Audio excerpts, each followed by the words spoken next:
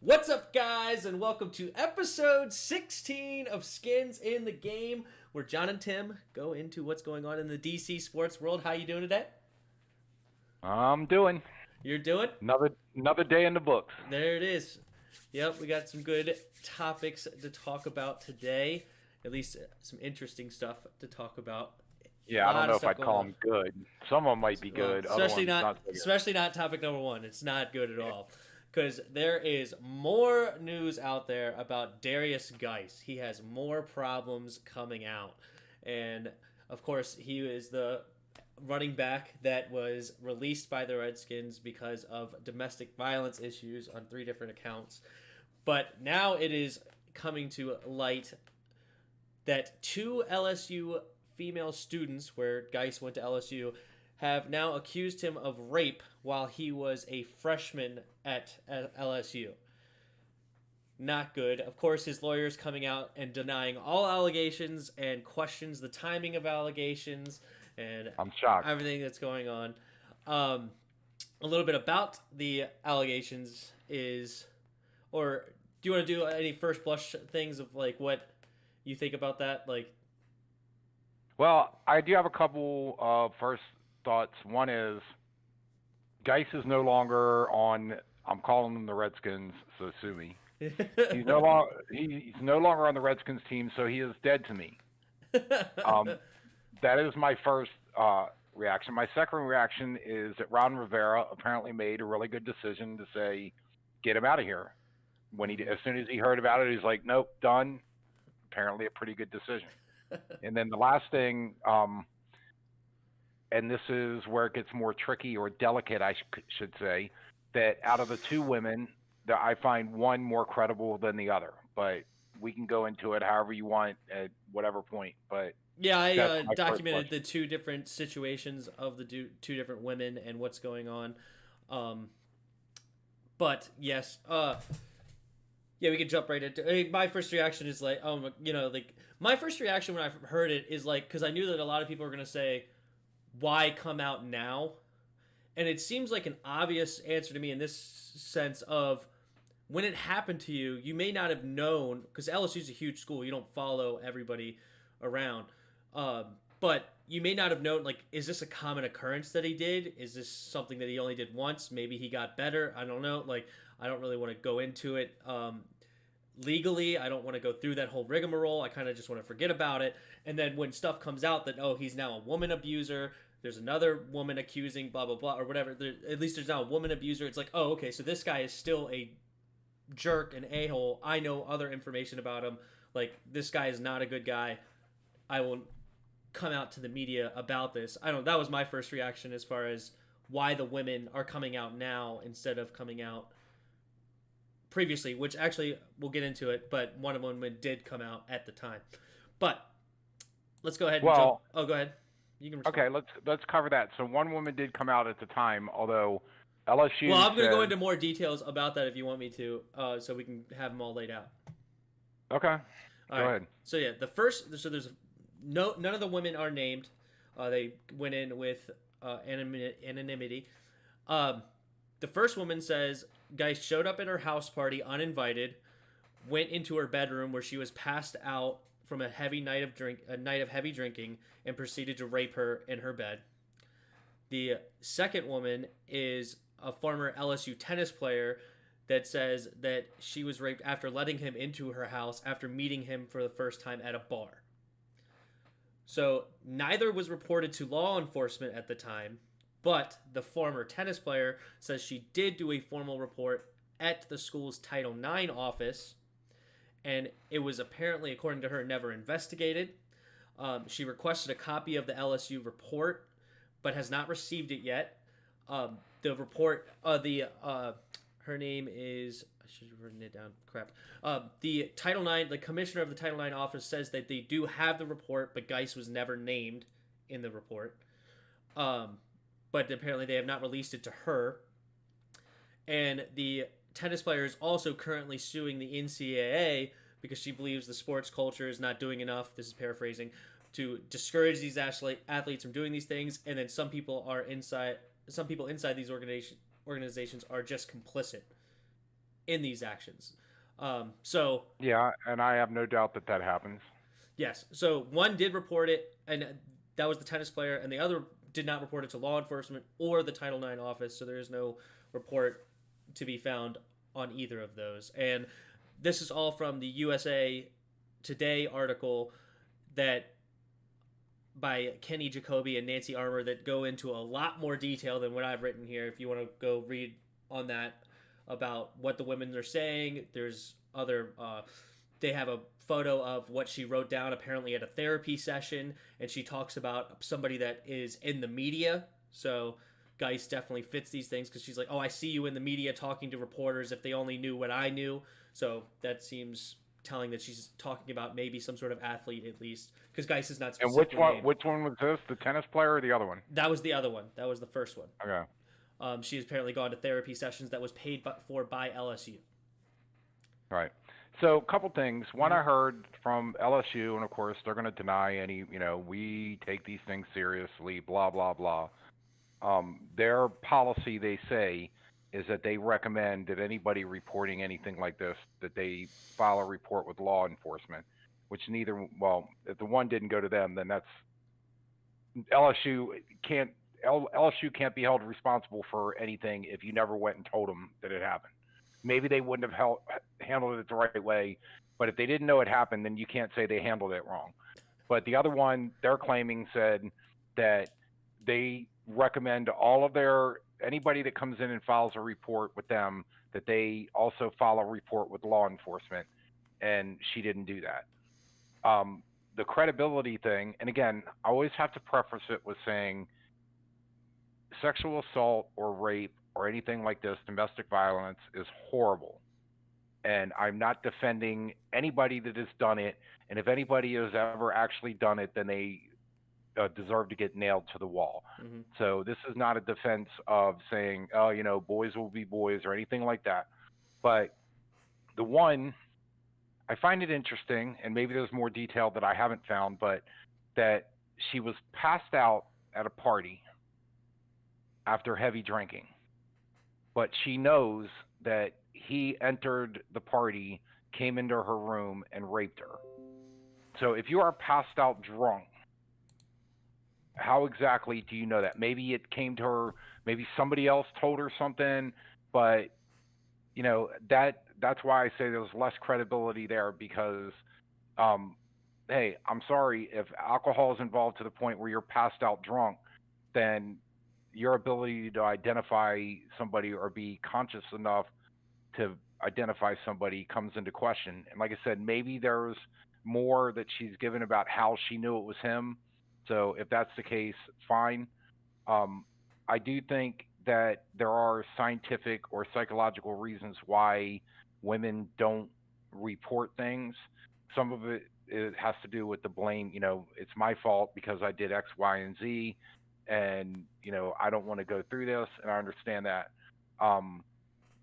But if you have somebody that's claiming that every time she sees him that it turns her stomach, but she never felt compelled to actually do anything about it, with the idea of telling her then, if this is the kind of person he is, if you'd have reported it, maybe you could have saved somebody else, or maybe you might save somebody else if he did this. But it's, unfortunately 4 years later, to have no report with the one, and somewhat, I won't say questionable, but circumstances that can be questioned, you wonder why about the timing of it. I do. But again, I want to stress that if anybody ever sexually assaults another human being in any way, shape, or form, they deserve to be nailed to the wall. Yeah, we're for sure. Now, obviously, I think that just from the facts of what I've read, she's gone to therapy because this is the first woman that you're talking about, the one that was passed out. She's gone to therapy. She's probably at much more clear mind now to handle these situations where it's like when you're first happened, it's like you're young. She's obviously in college. Like she doesn't know what to do, how to handle it, and everything like that. where now you've gone to therapy, you've gone through the actions of like, it's not my fault, this was him, this was terrible, blah blah blah blah blah. Like, so I think her coming out now makes a lot more sense, especially in light of him doing something else horrible. I think that gives you a drive of like, oh wait, he's still doing terrible things. Okay, well now I'm of sound mind and I could do something. Whereas if you don't know if he's doing anything else, do you really want to ruin someone's career over something he did 4 years ago? Like, maybe there's some things there. It's like, oh well, he seems like he's a good human being now. You know, it sucks what happened to me. It sucks what, but as long as no other women are getting hurt, why do these things? But now I see, oh wait, he's still hurting women. Now I want to come out to the media and say, okay, hold on. This is not a one-time occurrence. This didn't just happen with one woman where he's arguing with her, blah blah blah, or there's a bad relationship with her. This is a theme of he does not treat women correctly. So I am going to come out as another anecdotal, or whatever you want to call it, another instance of his problems. Yeah, but I don't compare the two. And again, both are terrible things. But I don't compare rape to domestic violence. Slapping a woman, as wrong as it is. I didn't want to say that they're the same thing. My point is no, that he's still he's still mistreating women. Yes, they're not the same. They're both very awful. One's, I think, clearly worse to most people. To me, it's clearly worse. Rape is clearly worse than domestic violence. But they're both bad. But you still see him mistreating a woman, and still, okay, there's something going on. I get what you're saying, and and again, I don't, is she telling the truth or is she not? That this is up to investigators to determine if there's enough evidence to say yes she is or no she isn't. And if they can't prove that beyond a reasonable doubt that she's telling the truth, then he's innocent, or he's not guilty. It's not innocent. Let me take that back. It's in the court of law, he's not guilty. So if she or one of these two can somehow produce enough evidence to say this is how I can prove that he did this. Well, yep, I completely understand. But what I was going to say is, are they even pursuing charges? Or is this more of like, don't let him off this charge, and here's more evidence of his kind of behavior? Like, they may not even be pursuing, like, okay, I want him arrested for what he did to me, but, like, here is more, it's almost like a character witness, in a sense. Like, so he did this is what he's done domestic violence on 3 accounts, he's being charged for these things. Now you bring in women that he has also mistreated in the past, and it's like, this is the kind of person that he is, and then now he's done these things. Like, it gives more credibility to the current charges of what's going on now. Now, if they're pursuing charges on what happened 4 years ago, that's going to be really freaking tough, especially when you have no report, no, they didn't do the, day after where you find the DNA or anything like that. Like, that's going to be super hard to prove. So I doubt that they're trying to actually come up with a case today. Maybe the one is that's also apparently suing the NCAA. That's the tennis player. Maybe she's trying to do more, but she's the one with the report. Apparently, he was like not named. Said, she's got more credibility. Yeah. But my point is, okay, I see what you're saying. That they're saying, hey, okay, I thought maybe that was a one-time thing, and now I see him abusing other women, so I have to say something.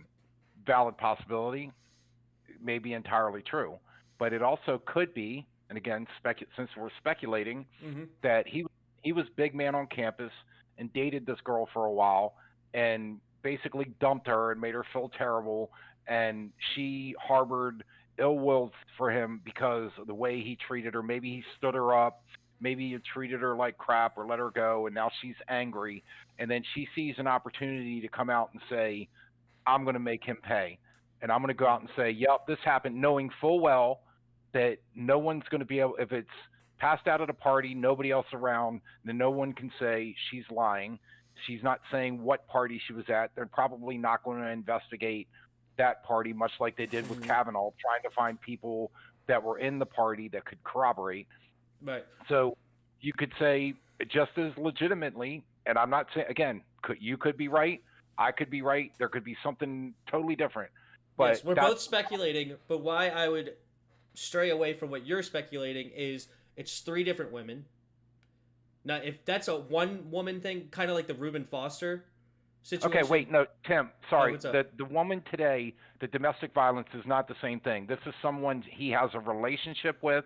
I don't know that they're married or fiance or whatever, but this is someone that he is dating and has a relationship with and is living with. That is not the same thing. Okay, This well, is there's not two three different women. women. Huh? There's two different women I that are understand coming that. from the LSU. Like if you had a, spiteful girlfriend. I mean, maybe you are really good at finding them, and now you have two spiteful girlfriends that have decided to do these things. Um, No, and yeah, the only point I'm saying is we're exercising speculation because again, this tennis player, okay, she's suing the NCAA, fine, but why didn't she file the police report like LSU claims that all reports they say you need to file a police report? Why does she not do that? If she's now going to sue the NCAA and say that they condone this behavior, and again, it's I'm not saying I'm right, but this is the reasonable doubt to of say, course you're saying you're hey, right. You're always saying you're right. well, most I'm things wrong. I'm You're saying I'm right. right, but no, let me correct that. Most things I am right, Okay. but in this case, That's the key. you basically have it would be reasonable speculation to say that this woman is taking an opportunity to try to sue and get money from the NCAA. Not saying she is, but it's as reasonable as any other speculation. Hey, this happened 4 years Well, ago when he. whenever you're demanding money from a situation, that is always a cause for concern. Okay, what is your ulterior motive? Is this actually about stopping something, or are you trying to benefit? I do Right. not know if that's what these women are attempting to do. I did not read that part. Like if they're asking for some sort of reparations or something of what happened to them. I like whenever you start, dragging in. What are you going to give me? What are you going to have? What am I getting out of this? Then yes, I definitely start to question motives. But from what I've read so far, it doesn't seem like they're asking for anything or trying to get anything out of it. It's just, and they're staying anonymous, and they're just trying to say, I know more about this guy. He's in jail, right? Or he's not out of jail, but he's being investigated for mistreatment of women. I know something about him. Here's my story. I want to remain anonymous, but this maybe this could help get this guy behind bars because I think he's a bad dude. If that's where it stays, then I'm more inclined to believe them. If they're trying to get more stuff, now more investigation needs to be done, and I'm less inclined. Not saying that I definitely don't believe them, but I'm less inclined to believe them at that point. Right. Well, also keep in mind that rape is a charge that the state's attorney can choose to carry, even if the victim says they don't want to press charges and can try to compel her to testify. So it is entirely possible that because 4 years is not beyond the statute of limitations, so the state's attorney could listen to the evidence and say, yeah, I got sufficient evidence here. I want you to sit in front of a jury or a judge and tell that story. And I'm not saying that the state's attorney would go to that extent, but they can compel somebody or choose to carry a charge, even if the victim says, and especially if they have taped interviews of her saying what happened and what went on, that would be admissible in a court of law because the defense could call her as a witness and she would be subpoenaed to testify. That they could basically carry the charge, and if he basically meets a girl, she invites him into her house, and he rapes her, that's not a relationship. That's not domestic violence. That is a depraved human being that probably doesn't know any better. And the state's attorney could have the position of, okay, this guy has the potential for being an animal. We need to try to get him off the street and choose to pursue that case. So it'll be interesting to see what comes of it. But if the state's attorney thinks it's credible, that they're pressing charges against him for that too. Well, just to put a pin in this, I just finished with because one woman did speak to an investigator.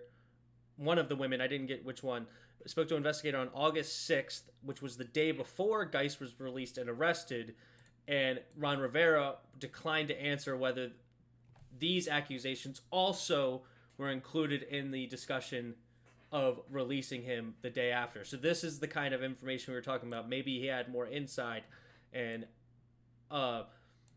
if there was also like, but then again, never mind that. I'm not going to go that way. But point is Ron Rivera potentially could have had more information because this was reported to an investigator the day before he was released.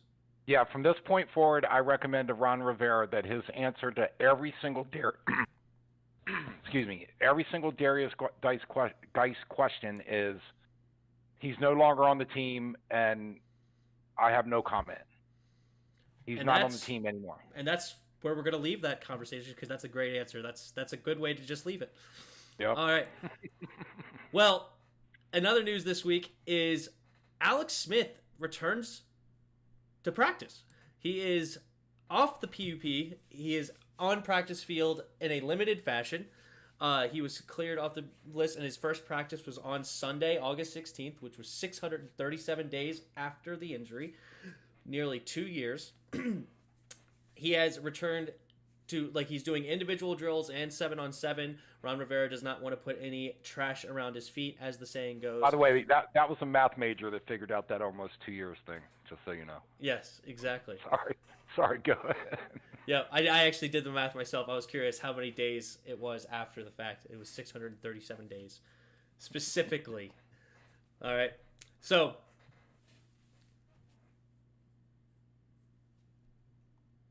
Rivera talked about how he looked like a wily vet out there, described a play specifically where he went through his progression and found his check down. Sounds just like Alex Smith. And I want to ask you, what does this all mean? Well, first of all, it amuses me your love fest with Alex Smith, but anyway, that's a different subject. Yeah. I like him. I've never had a problem with Alex Smith. I never thought he was a bad quarterback. I think, middle of the road guy can win games. Maybe above middle of the road or middle of the pack. Maybe in the upper half of the league. I plan to go into his statistics. I have an Alex Smith. I know that. Ready I'm not going to rain later. on your parade. Yes. But I just think that, the guy's 36 years old. I understand what he used to drive him to that point, and I respect him for that. And the fact that he's walking again, praise God. Mm-hmm. I don't think he really needs to get on the field with a bunch of 300-plus pound guys trying to land on him and his leg. But anyway, go ahead. Well, tell me how great Alex Smith is. No, we'll get to that in a little bit. We'll get to that in a minute. But no, I just Alex expanded on why he wants to keep playing, and he said it's not something I can walk away from and be able to sleep at night if I did. And also he says, I don't think I could look at my kids in the eyes and talk to them about giving it their all and pushing through things. Was I going to talk about it or be about it? So I think he should retire. I'm with you. I think this leg injury was catastrophic. Count your blessings that you're able to continue to walk, continue to live basically a normal life. You have 3 kids. They're all young. You can grow up with them. You can go do practices with them. You can play in the backyard and play basketball with them. Whatever. Throw the football around. Be a coach. Yeah, be a coach. These are all great blessings in life that you can continue to have. But I do understand this wanting to be the example for your kids rather than just telling your kids something. He wants to see it through. So he needs someone to tell him no. Because that's where he wants to get to. You could see in what he's saying. It's I want to see how far this goes is the kind of phrases he uses. It's someone needs to step in and tell him no. It hasn't been the doctors. It hasn't been the coaches yet. It hasn't been the team's doctors. Nobody's told him no. Nobody's told him it's impossible. So he's going to continue to pursue this until someone says, no, you are not going to play football in the NFL anymore. And Ron Rivera is, I guess, trying to get to that point. He's all right, well, we'll see what you got. We'll continue we're going to move slowly through this process. But you'll do your 7-on-7. You'll do your individuals first, rather, like on the side. You'll work out. Let's see how you react. Okay, your leg's doing okay. All right, let's see how you do on 7-on-7. All right, you can still throw the ball. You can still drop back. Your feet still look okay. All right, now let's see if you can take a hit. And that's what is said right now, is that's the last hurdle he needs to go over before they allow him on the field.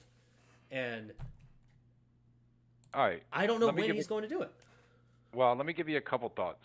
Uh-huh. One, I think as far as his kids are concerned, that it's a pretty good story to tell him that I have a spiral fracture in my leg and I almost died, and they said I may never walk again, and I managed to fight back, and now I'm able to walk and function normally. I think that's a pretty good accomplishment to tell your kids that, hey, don't quit. Yeah. Well, Dad, you didn't go back and play football. No, it's like, hey, I just fought through almost 2 years of rehab to make it so I could walk again. They don't compare me. They don't compare me to football players anymore. They compare me to people that stood on landmines in war. Yes. Like, right. And I am able to walk around with you with a leg. Not a prosthetic, with a leg. Yeah, no, I definitely hear what you're saying, but go ahead.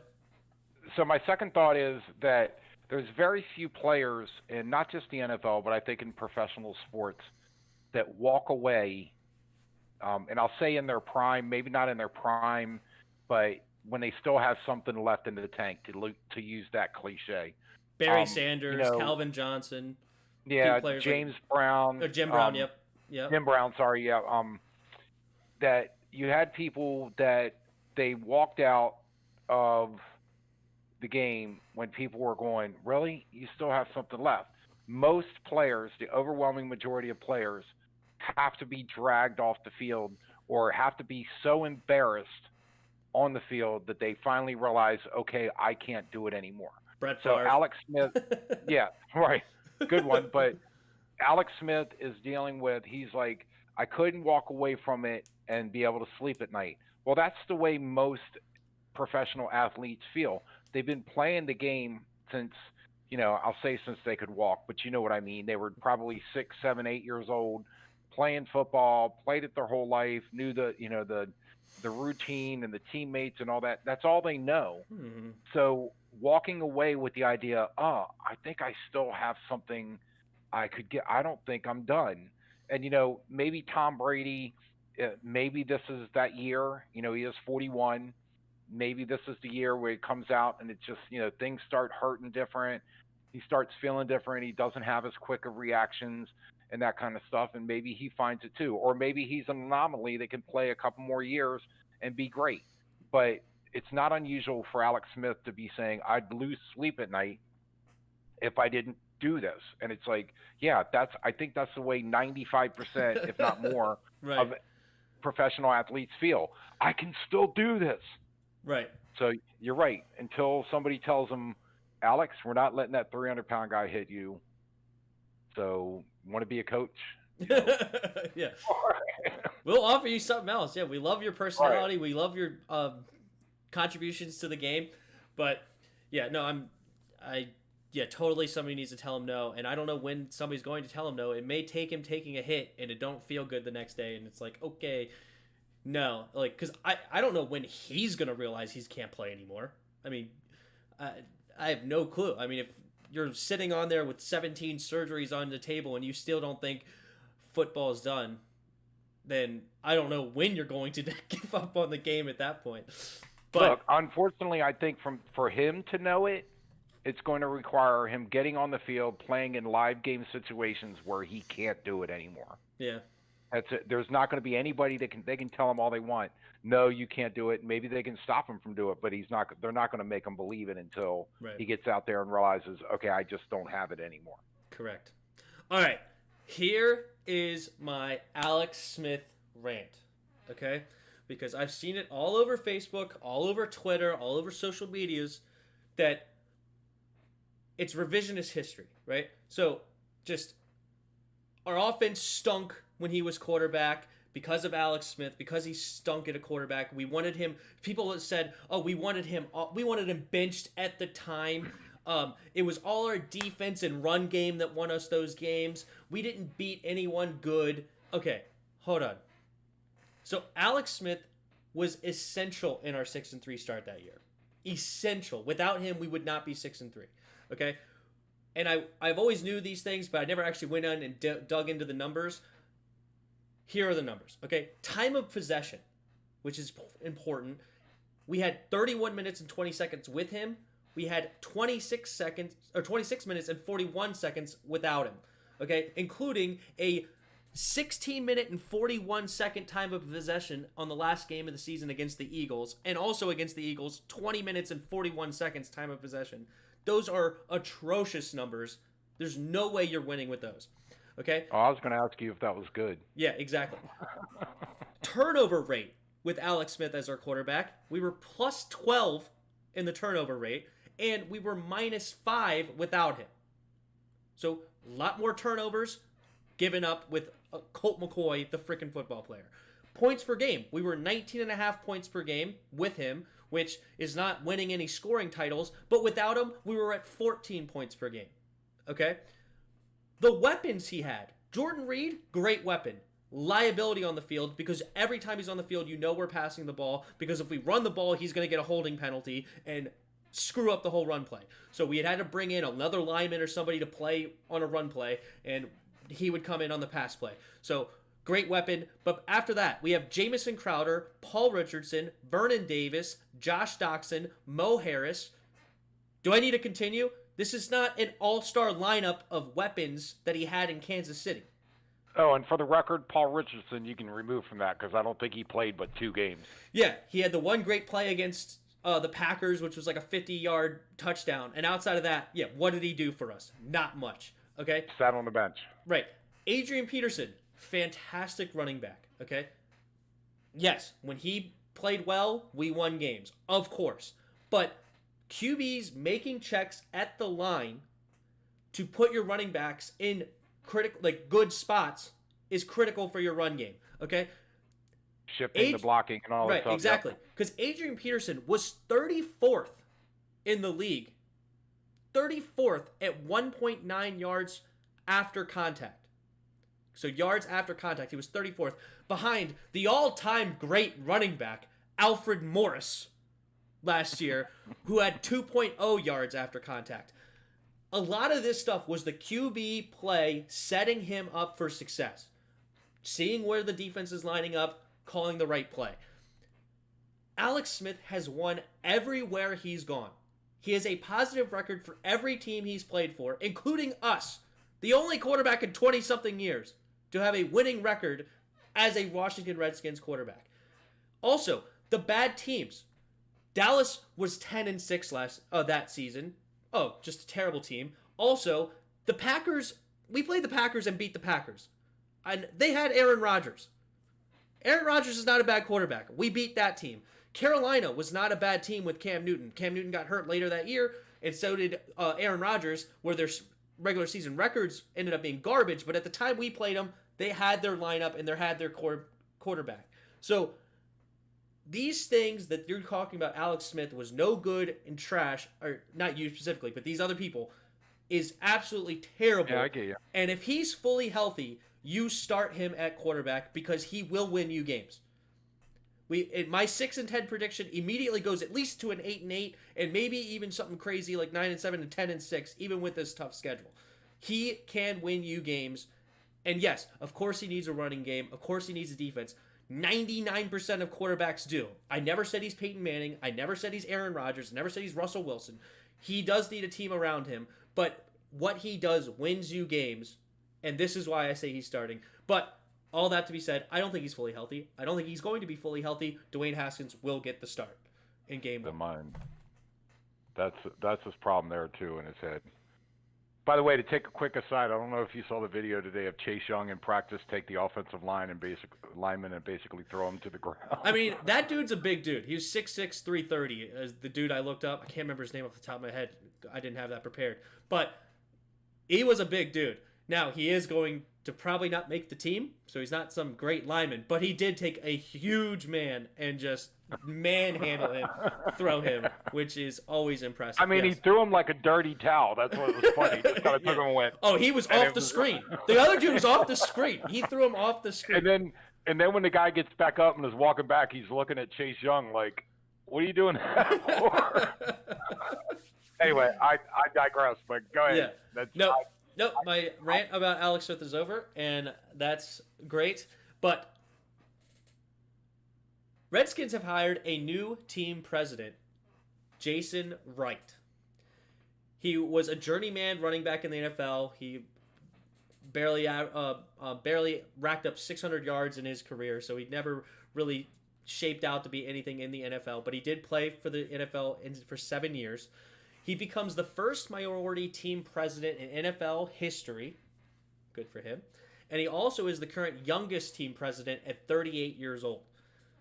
He went to school for after his time in the NFL. He went to school for a Master's of Business Administration degree in Operations and Finance, and then he also became a partner for the management consulting firm called McKinsey and Company, and he focused on organizational culture and diversity inclusion, which is very important for the Redskins today with the accusations that have come out. The culture does not seem to be the best with people like Jay Gruden that has been in the past, with people like Larry Michaels, who apparently is a creep, and the other people. So those are all good things. And McKinsey and Company also was a company with the size of 2,700 employees. So this is not some mom and pop shop that he's working for. This is a big company that has a lot of people working under it. So that's good experience. How do you like this move?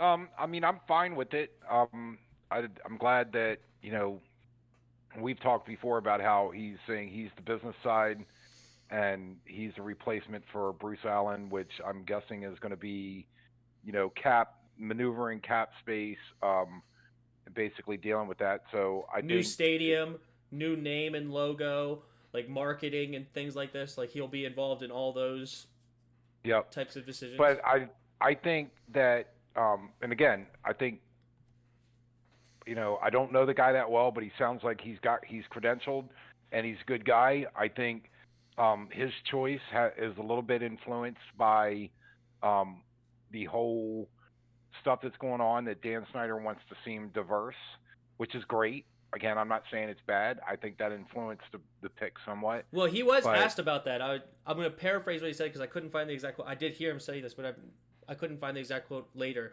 Of course, you can never find the video that you want later. But he was asked about basically being an affirmative action pick or a Rooney Rule pick and things like this, like because he was black. And he goes, if there's a white individual that, I'm paraphrasing again, if there's a white individual that played 7 years in the league, has a top 5 degree, worked at large firm and unions, and I beat him out because I'm black, I'm sorry. Which I like that answer. It's basically acknowledging that, yes, affirmative action is a thing, diversity is a thing, but, hey, I'm qualified. Yeah. I didn't get in just because of that. So, if that's the one thing that pushed me ahead of you, then sorry. Right. If you have all the things I have, but I have, it's like, that's a good answer. I like that. So, and I've listened to a bunch of interviews by him. He sounds very, eloquent. He can handle a room, can handle an interview. I think this is not going to be too big for him, even though he's only 38 years old. So, I liked him. And as far as you were saying about football side and stuff, Stephen A., he was on ESPN First Take with Stephen A. Smith, and he was asked what is going to be your responsibility? What decision-making responsibilities do you have? And he said it specifically. He goes, football side, he held his hand up like this, football side, Ron Rivera. Ron Rivera is in charge of the football side. I'm in charge of the business side. I can hire who I want. I can create positions where I want. I can do whatever I want on the business side. That's mine. Rivera is here. And he asked specifically. So, and Stephen A. again harped on it. So who is going to make the football decisions as far as play? Like, Ron Rivera is the coach. Who's going to be the GM? Who's going to actually do that? He goes, Ron Rivera. Ron Rivera is running this show. He decides who's going to be on his team, what he wants to do as far as how he wants to run his team, his offense, his defense. That's all him. And I am over here. I'm going to handle things like the name. I'm going to handle things, like the marketing. I'm going to be on the business side of things. He did not mention cap when he said this, but finances, that does seem something that he would have to be involved in. But And he did say, as far as like what the specific roles of everybody is still, they're still working through those things. He also said that they have not decided if they're going to hire a GM specifically or not. So they could bring in a GM. They could elevate somebody as the GM. All those things have not been decided, but he emphasized multiple times Ron Rivera is the football guy for this organization, which Good. is important. I'm glad to hear it. And I hope that he's somebody that can improve the fan experience, whether it's at FedEx or. Oh yes, he brought that up many times. Yes, he wants to help the fans, the experience, and he talked about the logo and the name being something to be a part of the fans. He said that the name is going to be a process. It will take some time, but they are going to take input from everyone. He said from the fans, the players, the coaches, and even the local leadership around, because that's the locality that they're representing. So take leaderships from everything. He was asked like, oh, they hired a brother, so that means they're going to go with the Red Tails. Nope, that is not what's going to happen. I don't think he necessarily dismissed Red Tails as an option, but he's basically saying no decision has been made. They have not decided on a name. This is going to take a time to investigate what the best name was, which again, as I said, I watched these interviews. I think that he's very eloquent. I thought he answered all the questions beautifully, and I think that he's going to be a good guy for this job. Yep, looking forward to it. Perfect. We also have some new changes, as well as all the other changes that could possibly happen, and that is who is going to replace Larry Michaels, the play-by-play guy. And that guy has been named, which is Bram Weinstein. He's been a sports analyst for ESPN and local sports radio for quite some time. I know that I've listened to him a couple of times because they used to play after Cooley and Kevin, his show from, I think it was 11 to 1. And I'm not a big fan. I don't necessarily like his radio Has he ever voice. done play-by-play or anything like that? Does he have that on his resume? I don't know. Or is this his first foray into it? I've never heard of him doing so, but I did not look into that. Yeah, I haven't either. Yeah. I'm curious. Have to dig around and see if there's some high school thing he used to do. Yeah, possibly. I know, because my pick was Kevin Sheehan. I know Kevin Sheehan has done games before, college-level games. He did a Maryland-Texas game for a major broadcast network over there. But, yeah, I don't know. But he's just annoying as crap to me. I've never found something that I agreed with him on as far as a take. Like, as I said, I would listen to him sometimes after Cooley and Kevin, and I would listen to his takes, and I just remember thinking, like, you're infuriating to me. Like, we just disagree on so much. I don't necessarily remember specifics of what we disagreed on. Just I don't remember ever being like, yeah, I like what you said there. Now, as far as the color guy, Chris Cooley is also out. And D'Angelo Hall is now going to be the color guy. Now, I haven't listened too much of him in his radio career. You have to say that carefully. What's that? That he's the color guy. Oh, yeah, exactly. If you don't know what that means in radio, there's a play-by-play guy, and then there's a color guy that's supposed to provide actual game knowledge to the sport. Like, the play-by-play can do multiple sports, right? Like, Joe Buck does baseball, football. I don't know if he ever does basketball, but he's also done multiple other things. But he's the play-by-play guy. He's calling what's going on. And then he always has a color guy next to him that is supposed to be more of an insider of that particular sport. And that's what D'Angelo Hall is going to be for the Washington Redskins.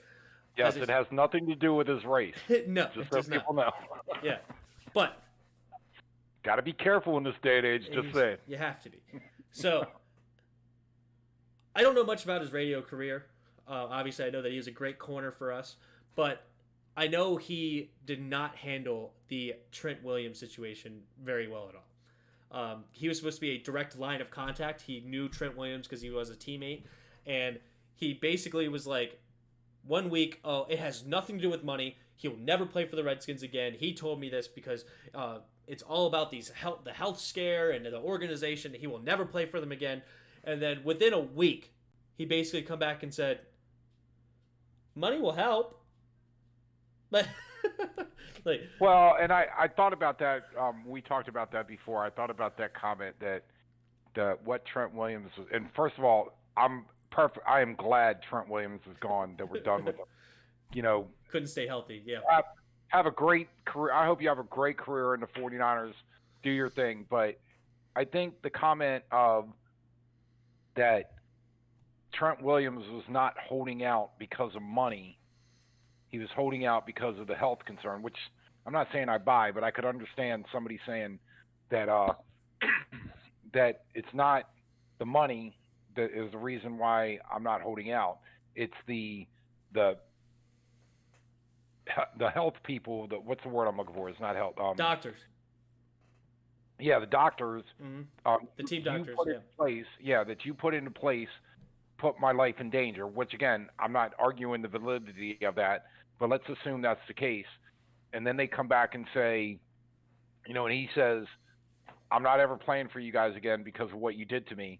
And then they come back and say, well, we got rid of the doctors. We have a whole new set of doctors. And look, we're going to give you some extra money because of what you put up with. So I could see D'Angelo Hall saying that what he did was not because of money. Again, not saying I believe it, but ultimately he felt betrayed by the team and the team getting rid of the doctors and then saying, hey, well, he's not coming back. Well, offering him some money for what he went through might help. So that makes a little bit of sense. I think, first of all, that Trent Williams wanted more money. Second, he didn't play a full season, but did he even do it once? Yeah, he hadn't played a full season since, I believe it was 2013. He's a pot-smoking guy that got suspended how many times the team stood behind him. He played through a lot of pain. I think he was a man on the field. I'm not discounting his talent. Beast but, left tackle. Yeah, absolutely. So there's no argument there, but the fact that the team had his back, and I'm sure it had to do with the fact that he was good, and the whole, if you hear what Charlie Casserly said about the growth on his head, which I'm not going to get into, but I feel like Charlie Casserly is a pretty good source, and if you ever get a chance, listen to what he said. But that, and just to give you a quick synopsis, he basically said the team was telling Trent Williams, we are not equipped to deal with this. You need to go to a specialist, and he never did. So they weren't telling him one thing or the other. They just said, this is not our thing. Go to a specialist, and he never did. But that notwithstanding, again, I'll say I'm glad that Ron Rivera said, don't want to be a Redskin? Shop around. Yeah. See ya. What? Okay. Hey, we'll support. Find a team you want to go to. We'll make it happen. Great. I love that attitude of Ron Rivera. Just another thing that he's done where I go, thumbs up. We have a third, an extra third round pick next year for Trent Williams, and we had the 5th round pick this year, which I believe was the safety. His name just went in my head from Michigan. Can't think of his name. Oh, yep. I'll get it later. But this sucks because I don't know if D'Angelo Hall will do a good job or not. He knows football, so he may do a great job. But no matter what, he's not going to be Cooley. Cooley's just one of the best, and it sucks to see him go. The Redskins, he said this, and I apparently said this in an interview. The Redskins provided me a great job for the last 6 years. They were the Redskins then, and the Washington football team will not provide a great job for me. I just like that he continues to use the word Redskins, even in today's media. Nobody in the media is using Redskins. Nobody. I mean, and I just wonder, Cooley, and again, I know it's the whole New Start thing, and I get it. I just wonder if there's a little bit of, look, you were really close to Larry Michael and dealt with him all the time, and we're afraid that because of your association with him, that something might come to light, or something might come up that Cooley's going to be involved with, and they just said, you know what, we're clearing the slate. Larry Michael had to go.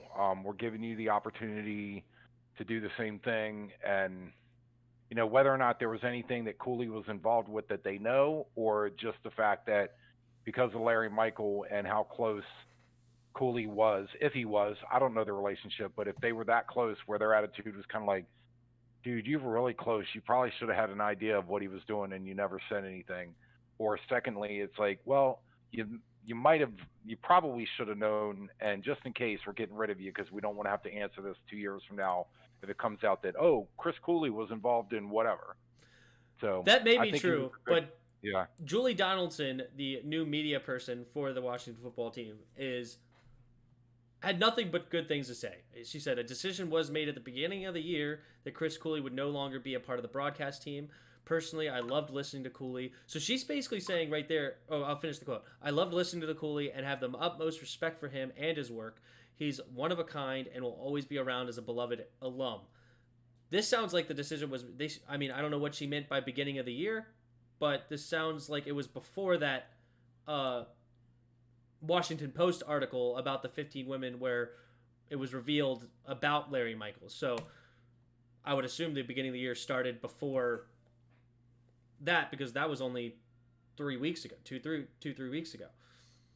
So I don't know. Well, and I'll just say this, that I know a couple women that I know have made comments that they don't like, and I don't know specifics of why they feel this way, but they said they don't like the way Cooley talks about women or references women on the show when he used to be on with Kevin, that they said some of the things he said rubbed them the wrong way. I don't know. I don't have any more detail than that, but it was whether or not it was chauvinistic or whatever, but they were like, it just didn't feel right to them. So, but again, I think, I think he's a good guy. I loved his game analysis. He's a great, talent scout, Talent evaluator. Yep. Evaluator. Thank you. I couldn't think of the right word, but to where, yeah, he knows, and he with the Redskins and doing the grades, he was brutally honest, and he said, hey, it affected. Sometimes I would come into the locker room or talk to people, and they'd be pissed off at me because of the grade they gave me, or I gave them, and he was like, I don't care. Yeah. But speaking of Kevin Sheehan, that you said, he hinted at there could be a possible reunion between him and Cooley. So if we can get him back on the radio with some Cooley and Kevin on ESPN 980, I ain't going to be mad, because I love listening to some Cooley. I was trying to remember when the new ownership bought. I'm trying to have the memory of exactly what happened, but I got the impression that when the new ownership bought the station, that they renewed some people's contracts and other people they didn't talk to. They just basically just didn't even talk to them. And I seem to recall Cooley saying that happened with him and Kevin, where it was like, there wasn't a, hey, come into our office, let's talk about, where you might fit in. It was just kind of like, no, their contract ended on whatever date, and there was just never any conversation that said, hey, you want to renew it, or we're not going to. It was like silence. Yeah, because Kevin Sheehan went off the radio for quite some time and was doing his own podcast, and then they eventually brought him back on. So maybe now there's some better blood there with Kevin, and he can be the liaison that gets Cooley back in the building. Right. But yeah, Kevin Sheehan was definitely not one of those that they wanted to keep on, because he was kicked off the radio right afterwards. Like I said, I don't think it was we're letting you go. It was almost, and maybe it was Zabin I heard it from, that was saying that it was just kind of there wasn't a conversation.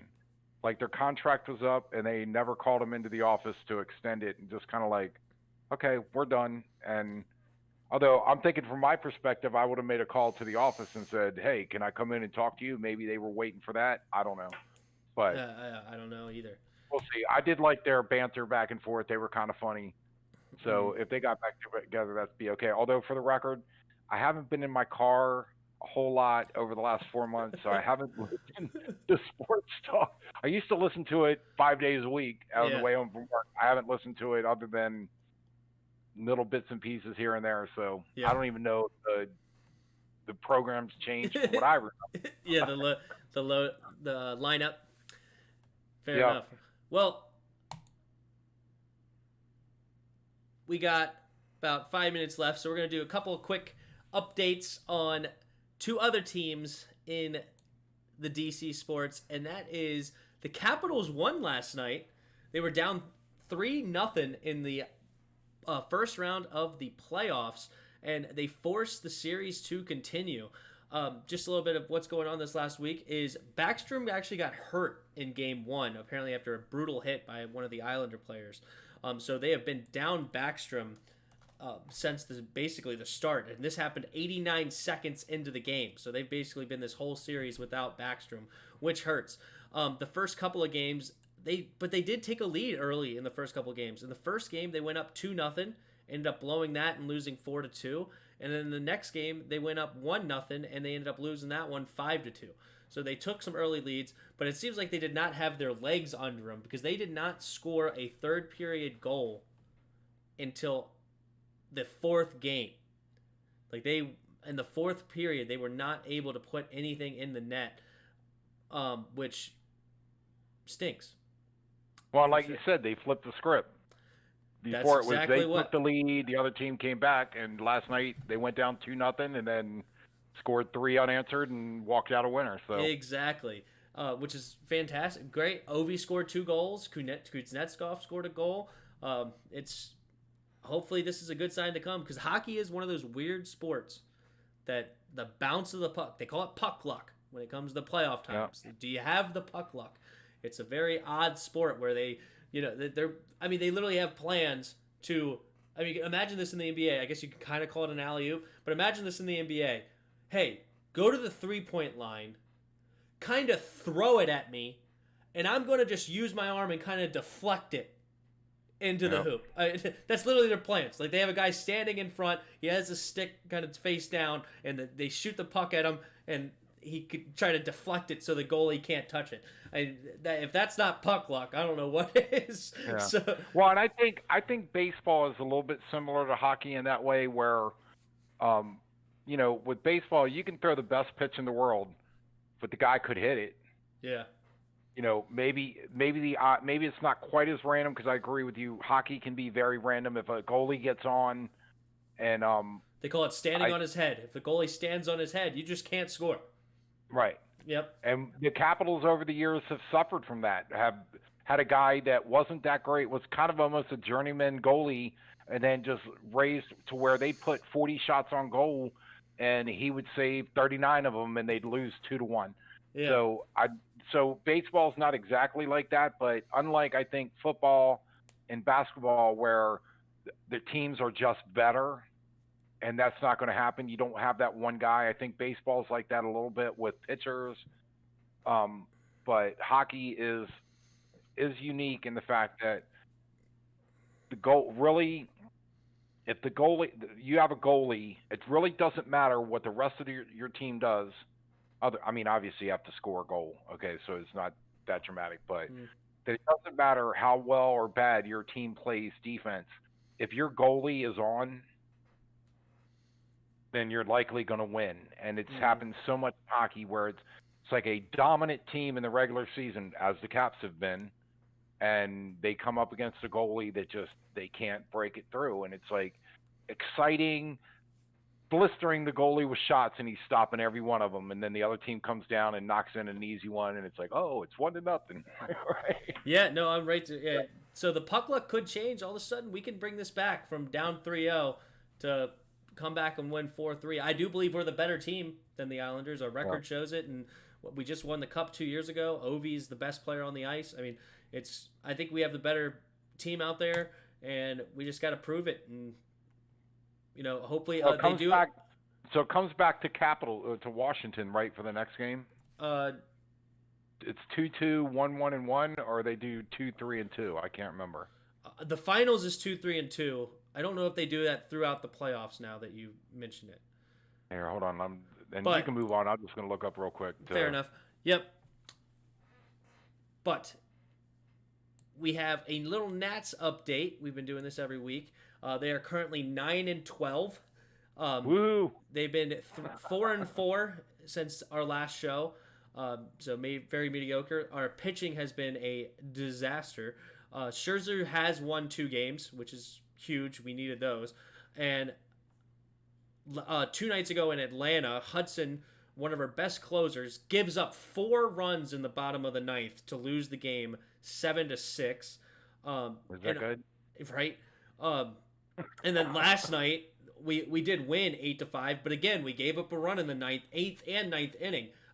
Every single game, even if we win, like it seems like every time we're giving up a run or two late, and it's just absolutely destroying us. And then our offense hasn't been much better. Soto's the only one batting over 300 so far. He's actually batting over 400, so he's having a decent season so far. But the rest is all underperforming. Like, I guess some of them probably were not expected to get 300, I'm sure. But Trey Turner, Adam Eaton, like, these guys are not performing to the level that you want them to.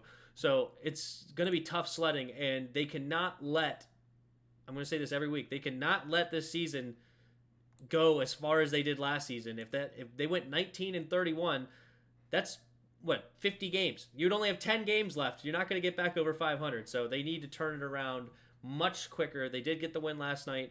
I hope that this pitching turns around, because this has been atrocious pitching for the Nats. Yeah. By the way, I'm finding it interesting that Thursday we play at Washington for hockey. Okay. So yeah, Saturday is at New York. So yeah, they do. It looks like 2-2, 1-1-1 is what. I assume the Capitals have the better record. So they do. Yeah. So it's basically, which is odd. So they play at home on Thursday. Yes. So yeah, because they've only played 4 games so far. Yes. So yeah, they would have Washington, they would have New York, and then they would go back to Washington. So yes. Yep.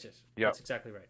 So yeah, 2-2, 1-1-1. So that is the format. I thought that was the case, but wanted to be sure. Alrighty. But anyway, so we're about to wrap it up, but I do want to try to interest you in something, because I know you haven't watched any of the NBA.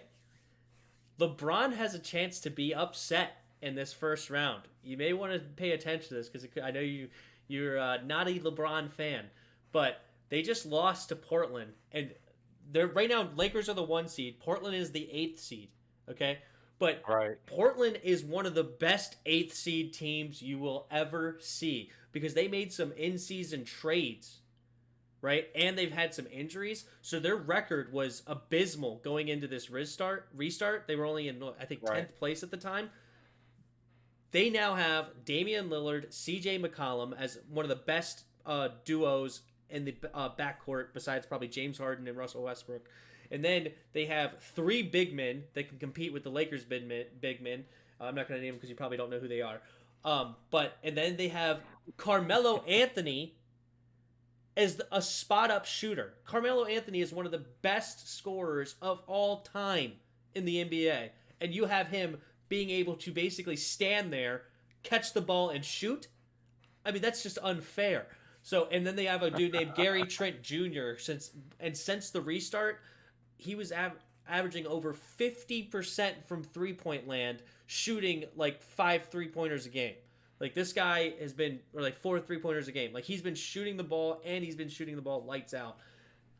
Pay attention to some Lakers Portland Trailblazers, and you may see your lovely LeBron get knocked out in the first round, and it could be some sweet, sweet wonderfulness. Oh yeah, I'd be so sad. I would lose sleep at night, feeling so bad for him. But anyway, I'm not going to get into that. We can talk about him at another time. But no, I didn't ask you. But I just wanted to, as parting, you may be interested in watching those. Yeah, I just want to say, should we thank our viewers for putting up with the fiasco yesterday, or should we not mention that, or is it too late? Yeah, I can mention it. I can mention it. Yeah, we did make a video yesterday, so this was a second recording of what's going on. I brought my computer to a friend's house this past weekend, brought it back because I also was getting a new desk, which I got a new desk, which is cool. But I unplugged my mic to obviously move it, and I plugged it back in, and Dad could hear me, but I didn't check the audio on my recording software, and my recording software. And for the record, I think that was the first time that you didn't do an audio check before the show started, and of course, that's the time. It's always the time. But you learn from your mistakes, and you keep moving forward. But thank you for sticking around to the end, even with all these mistakes. But thank you for sticking around to the end. Like the video, comment down below, subscribe to the channel, share it with your friends, all that good stuff. And we will see you next week. See ya! See ya, everybody. See ya.